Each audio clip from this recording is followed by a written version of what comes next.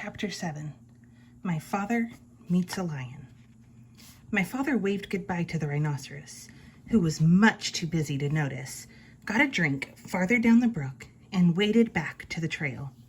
He hadn't gone very far when he had heard an angry animal roaring, "Ding, blast it! I told you not to go blackberrying yesterday. Won't you ever learn? What will your mother say?" My father crept along and peered into a small clearing just ahead. A lion was prancing about, clawing at his mane, which was all snarled and full of blackberry twigs. The more he clawed, the worse it became, and the madder he grew, and the more he yelled at himself. Because it was himself he was yelling at all the time. My father could see that the trail went through the clearing, so he decided to crawl around the edge in the underbush and not disturb the lion. He crawled, and the yelling grew louder and louder. Just as he was about to reach the trail on the other side, the yelling suddenly stopped.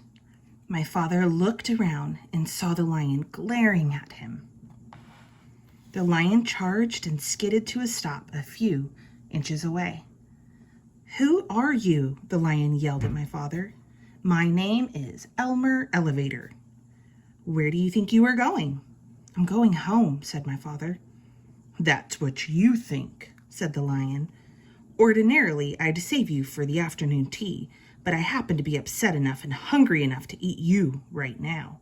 And he picked at my father in his front paws to feel how fat he was. My father said, "Oh, please, lion, before you eat me, tell me why you were so particularly upset today." "It's my mane," said the lion, as he was figuring how many bites a little boy would make. "You see what a dreadful mess this is, and I don't seem to be able to do anything about it. My mother is coming over on the dragon this afternoon, and if she sees me this way, I'm afraid she'll stop my allowance. She can't stand messy manes. But I'm going to eat you now, so it won't make any difference to you." "Oh, wait a minute," said my father, "and I'll give you just the things you need to make your mane all tidy and beautiful. I have them here in my pack." "You do?" said the lion. "Well, give them to me, and perhaps I'll save you for afternoon tea after all." And he put my father down on the ground. My father opened the pack and took out the comb and the brush and the 7 hair ribbons of different colors. "Look," he said, "I'll show you what to do on your forelock where you can watch me. First you brush a while, and then you comb, and then you brush again until all the twigs and snarls are gone. Then you divide it up in 3 and braid it like this and tie a ribbon around the end." As my father was doing this, the lion watched very carefully and began to look much happier. When my father tied on the ribbon, he was all smiles. "Oh, that's wonderful, really wonderful," said the lion.